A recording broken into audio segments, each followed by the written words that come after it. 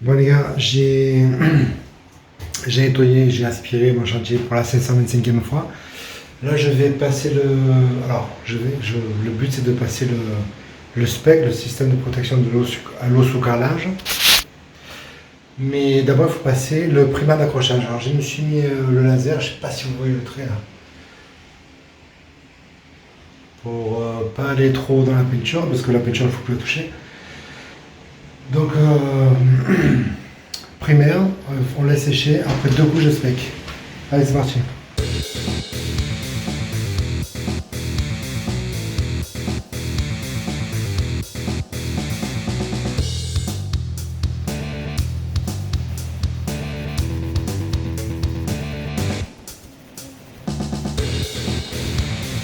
Les gars, j'ai plus beaucoup de stockage. Je passe le spec et je vous reprends demain. Bon les gars, je vous reprends. Je crois que je vous ai montré le carrelage au sol jointé. Si je voulais pas montrer, ben, je vous mettrai une photo que j'ai mise sur Instagram. Ou alors vous pouvez aller voir sur Instagram, Lucifer Belson YouTube. Là j'ai mis carton, bâche de partout. Et là j'ai acheté ça, au départ j'avais acheté ça pour protéger mon bac à douche. Et finalement ben, je me dis que je vais pas le scotcher, je vais le laisser mobile. Et ça me suivra sur mon ordre de travail. J'avais pas payé ça cher, je crois que j'avais payé à Action, j'avais acheté à Action. Ils vendaient ça comme dessous de piscine extérieure, enfin d'extérieur, piscine c'est extérieur, mais dessous de piscine gonflable. Voilà, je crois que j'avais payé même pas 10 euros ou 10 euros, je trouve que c'était bien. Et voilà, donc là, je me suis mis la règle pour être aligné à mon bord de fenêtre, parce qu'il ne faut pas que je dépasse le cadre de fenêtre, il faut que le joint périphérique de la fenêtre s'aligne avec le joint du carrelage. Enfin, il faut, c'est ce que je pense que ce serait le plus joli, quoi. Et j'ai protégé mes fenêtres là parce qu'il va falloir que je découpe autour, que je colle le carrelage autour. Et j'ai passé le primaire et je passe le primaire et après, normalement, je devrais commencer à carreler. Je ne sais plus si je vous avais déjà parlé de la colle. Je crois que la marque c'est Cercolle, je crois. C'est une colle S2 SE, TE, temps ouvert allongé, Superflex, anti-glissement. Elle est compatible avec le carrelage en piscine. Donc pour ça devrait aller quoi. Donc c'est parti.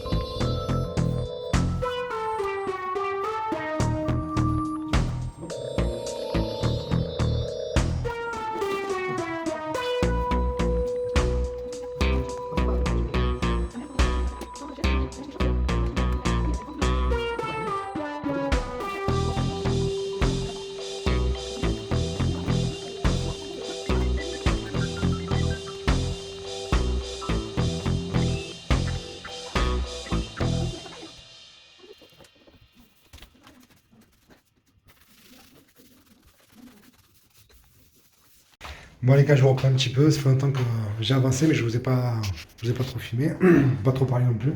Alors là j'ai commencé à monter les carreaux du mur.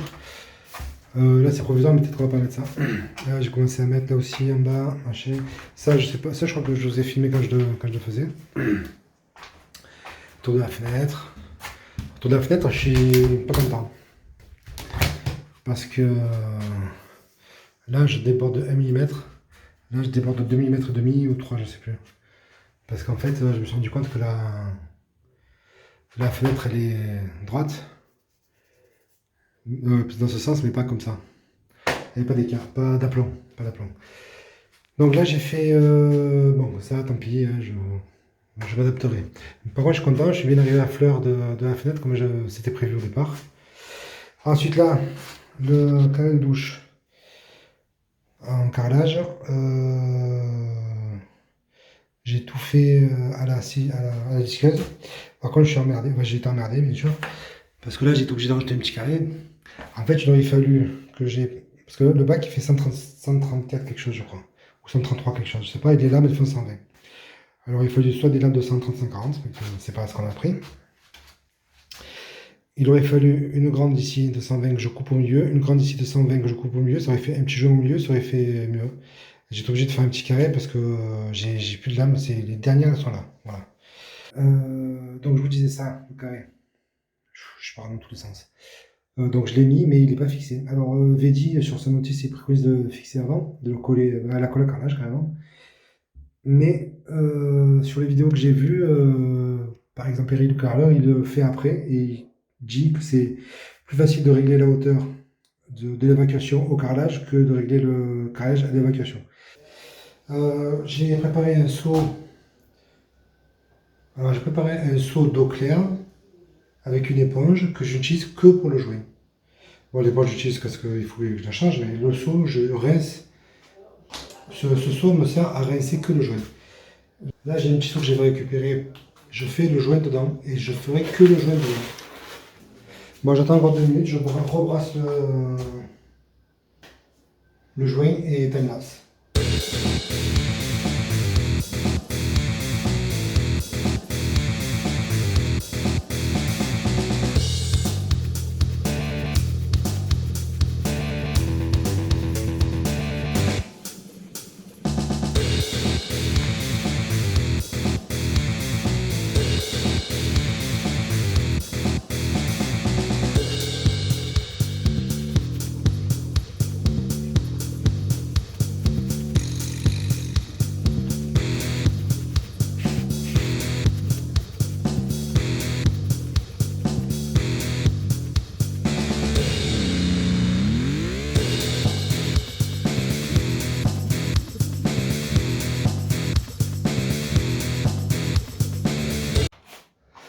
Bon les gars, c'est les chambres. Là, ça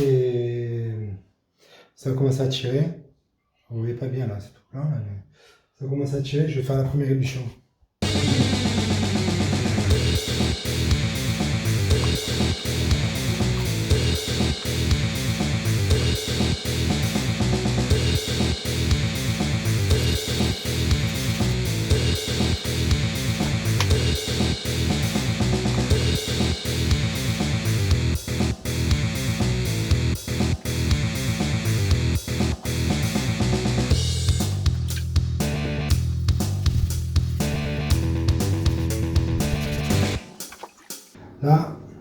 je fais mon rinçage.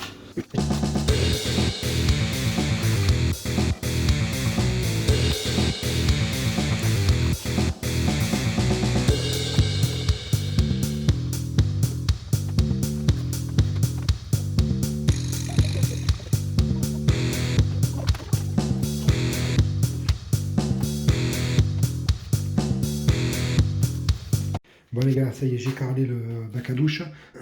Alors c'est absolument dégueulasse, j'ai mis de la colle de partout. On va tout nettoyer, tout gratter les joints. Et voir un peu ce que ça donne. Je vais tout nettoyer à l'éponge et tout, on va voir ce que ça donne.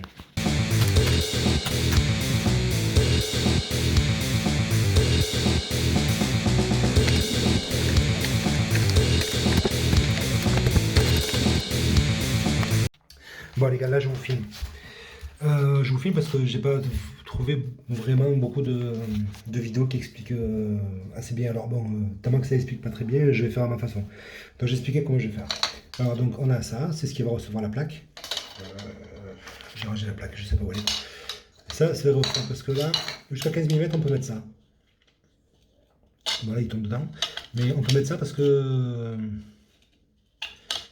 fait il faut le coller au mortier-colle. Il faut le coller à la colle à carrelage. Donc moi j'ai un peu plus, je crois que j'ai 17 ou... Attendez, on va regarder. Fait que je suis à 0. Ah non, j'ai 13,9. Qu'est-ce que j'ai mesuré tout à l'heure alors? Ah non, c'est bon. 13,5. 13,1. Bon. Ça va mettre un peu quand même, parce que j'aurais préféré faire comme je voulais. Donc là, essentiellement, il faut bourrer de colle. Hop, je vous ai perdu. Il faut bourrer de colle et descendre jusqu'à être au bon niveau. Mais ça me plaît pas trop en fait. Je vais quand même faire comme je voulais. Parce que là, il y a 2 mm de vide déjà, dessous. Je sais pas si vous voyez. Là, je suis à fleur. Il y a 2 mm de vide là. Donc, ce que je vais faire, moi, ce que j'ai envie de faire, ce que je pense que je vais faire, c'est que je vais mettre le grosseur. Je vais le coller à la colle PVC. Non, attendez, je recommence. Donc, déjà, on va prendre les mesures. Voilà. Donc là, je vais voir combien j'ai en trop. Là, j'ai 27. Je crois que de l'autre côté, j'ai un peu moins. Ah, pareil. Je vérifie que je suis à 0, c'est bon. Là, j'ai 26,8.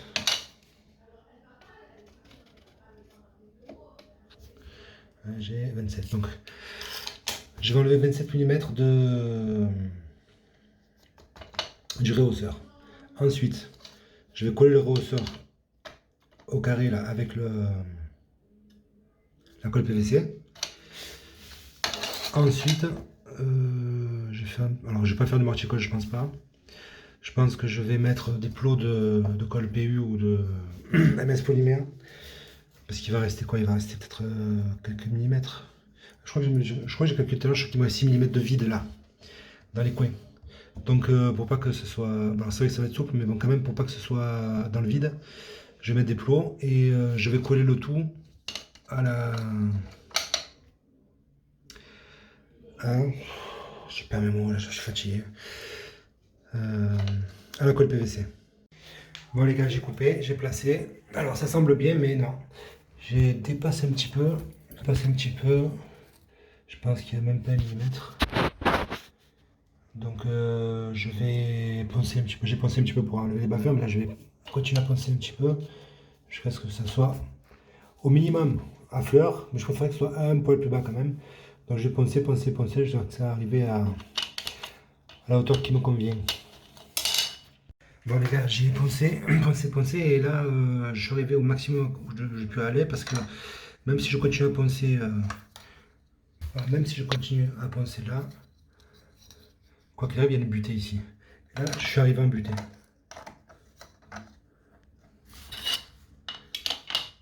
Voilà, finalement c'est bon parce que regardez. Allez, je prends un petit croisillon. Ça passe. Bon, ça fait pas une cascade, hein, mais bon. Ça passe. Et ça passe.